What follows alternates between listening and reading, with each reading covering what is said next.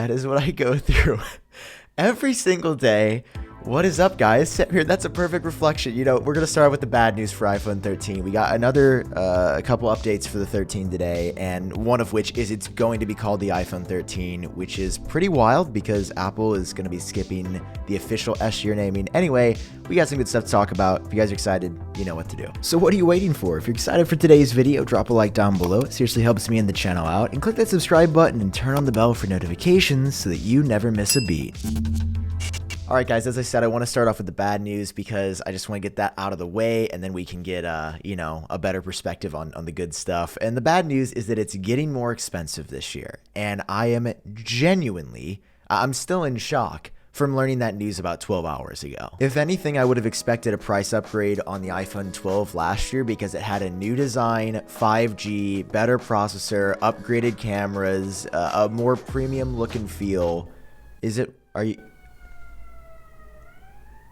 Dude, these sirens are so annoying. Where were we? My point is that last year was the biggest iPhone upgrade we saw since the iPhone 10, and then the iPhone 10 was the biggest before, like, the iPhone 6. So this year being the year after the big upgrade with minor changes to the design, a smaller notch, a faster processor, 120 Hz on Pro models, I don't know. I just didn't really see this being a more expensive year, but according to Digitimes, that's not the case. So apparently the production of chips is going to be increasing from TSMC, which is one of Apple's main suppliers for the iPhone. They're going to be probably making like the A15 chips inside. And Digitimes has the scoop. They said Apple is likely to set higher prices for its upcoming iPhone and other series according to market sources. And apparently some in the industry are suggesting that Apple is going to have to raise prices because of this. And the thing that's a little concerning here is it doesn't say just iPhone.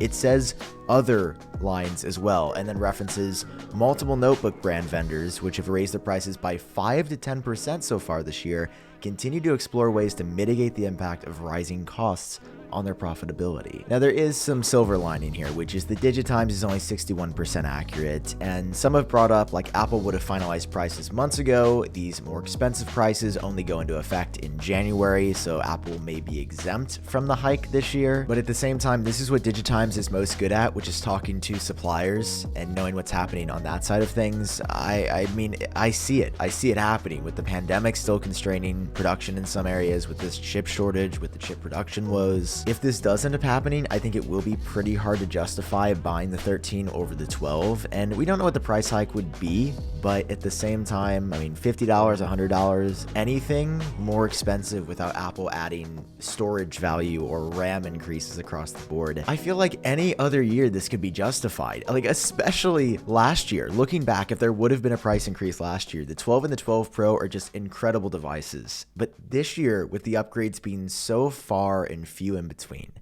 it's going to be tough to be like, hey, this is $50 to $100 more expensive, and it's barely different than last year. We don't know. We'll have to see if any other sources corroborate this claim, but I wanted to let you guys know that you may want to save a couple extra bucks for your iPhone 13 or your iPhone 13 Pro, or potentially other Apple products, as this report suggests. All right, wiping away those tears, let's move on to the good news, which is the naming potentially confirmed based on a new leak. You guys don't know the struggle that I've gone through of calling this the 2021 iPhones, or the iPhone 12s, or the iPhone 13, and everybody's just kind of gone with iPhone 13, but historically, Apple has gone with the S year. Like, based on what they've done in the past, it should be the iPhone 12s, but I don't think it's going to be. This new image posted over on Weibo, which is a popular Chinese social network, shows iPhone 13, designed by Apple in California, assembled in China. Now, I'm not sure what part of iPhone packaging this is. I don't know if it's for a case. I don't know if it's for the 13 itself,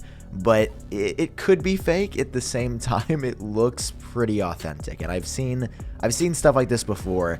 I've got a pretty good feeling about this one. And honestly, the main reason I think it's going to be the iPhone 13 and not the 12s is because with the few upgrades coming, if there is going to be a price increase, calling it the 12s makes it sound even smaller. But if you call it the iPhone 13, if you put some new wallpapers on it, if you introduce a new color, it's going to feel a lot more new. Even though 13 is an unlucky number in the United States, I'm still not convinced that 12S would be a better name marketing-wise. I mean, 13 just sounds so much newer. I've also seen this photo online that says 12S, but I'm like 99.9% sure it's photoshopped, and one of my YouTube pals showed that it was basically edited. So what are your thoughts on this? Do you think iPhone 13 is a good name? Would you rather have 12S? Do you just want Apple to call it the new iPhone? I mean, personally, I think they're gonna have to go to a different naming scheme soon, because what is it gonna be? The 14? The 15? Are we really gonna have an iPhone 23 in 10 years? There's no way. That just iPhone 84.